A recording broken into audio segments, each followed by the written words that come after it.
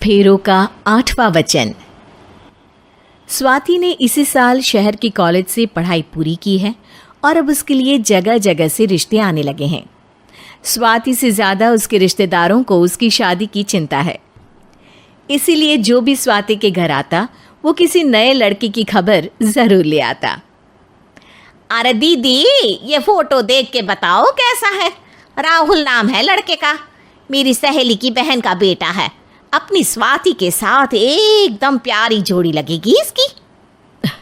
ज़रा दिखाना, फोटो तो बढ़िया लग रहा है। कोई गलत आदत वादत तो नहीं है ना इसे? और कमाता कितना है? अरे कोई गलत आदत नहीं है दीदी, आप कहो तो एक मीटिंग करवा देती हूँ, फिर सब कुछ फाइनल कर लेना। हाँ हाँ, ये सही कह रही हो तुम। संडे को स्वाति के पापा भी घर पे ही रहेंगे। बुआ फिर वहाँ से चली जाती है और रात को स्वाति की माँ उससे कहती है, स्वाति बेटा, आज कमला बुआ ने एक लड़के की फ़ोटो दिखाई है। संडे को वो लोग मिलने आ रहे हैं, तैयार हो ना तुम बेटा? अरे मम्मी, आप कहाँ कमला बुआ के चक्कर में आ जाती हो? अभी इतनी जल्दी कोई शादी वादी नहीं करनी है मुझे। अरे बेटा, अच्छा लड़का है, बुआ जानती है उसे अच्छे से। हाँ स्वाति बेटा, एक बार मिल तो लो, बाद में देखेंगे आगे क्या करना है। वैसे तो कमला रिश्ता लाई है तो मना करने का तो कोई सवाल ही नहीं उठता। संडे की सुबह होती है और कमला बुआ राहुल और उसके मम्मी पापा को लेकर स्वाति के घर आती है। अरे आइए आइए भाभी, इसे अपना ही घर समझिए, इनसे मिलिए। ये मेरे भैया और ये मेरी भाभी हैं। नमस्ते भाभी जी, ये है हमारा लड़का राहुल, सरकारी नौकरी की तैयारी कर रहा है ये। वैसे आपकी बेटी कहाँ है? अरे स्वाति बेटा, बाहर आ जाओ। वैसे कितनी पढ़ाई की है स्वाति ने?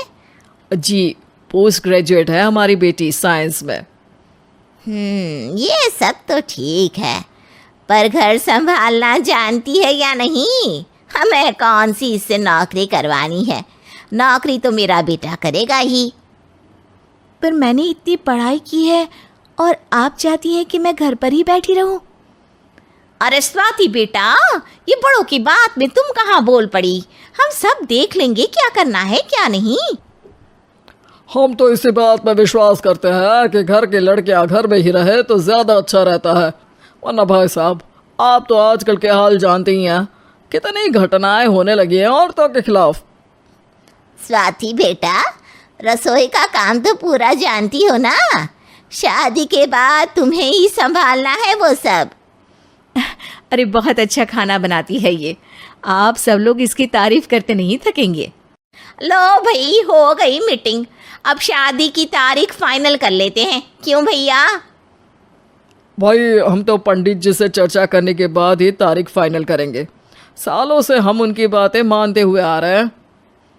लड़के वाले और कमला बुआ की बातें सुनकर स्वाति एकदम नाराज हो जाती है और उसे लगने लगता है कि शादी के बाद उसे घर पर ही बैठना पड़ेगा।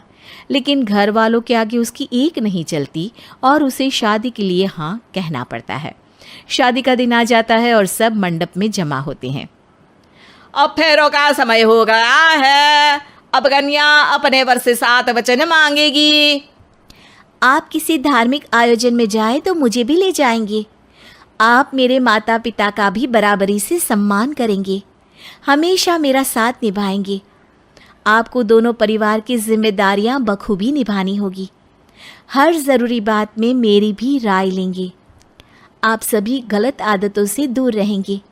आप मेरे अलावा किसी और औरत से कोई गलत संबंध नहीं बांधेंगे। ये 7 वचन पूरे हुए, वर क्या तुम्हें ये सारे वचन मंजूर है? जी हाँ पंडित जी, मैं सारे वचन अच्छी तरीके से निभाऊंगा।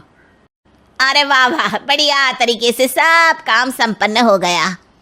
तो इसी के साथ विवाह संपन्न हुआ और आज से ये दोनों पति पत्नी हुए। 1 मिनट पंडित जी, अभी एक वचन लेना बाकी है। अब कौन सा वचन है बेटा? मैं अब हमेशा के लिए किसी दूसरे घर में जाने वाली हूँ, तो पति के अलावा मैं अपने सास ससुर से भी एक वचन लेना चाहूँगी। अब कहो बेटी। मैं ये चाहती हूँ कि मुझ पर किसी बात की कोई पाबंदी नहीं लगाई जाएगी।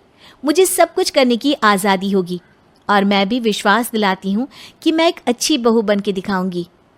स्वाति की बात सुनकर उसके सास ससुर एकदम चौंक जाते हैं और कुछ बोल नहीं पाते कि उतने में कमला बुआ बोल पड़ती है। अरे बेटा, ये भी कोई कहने की बात है? रानी बन के रहोगी तुम तो। वचन देने से पहले सोच लीजिए, क्योंकि शास्त्रों में वचन ना निभाने वालों के लिए नरक से भी बदतर सजा लिखी है।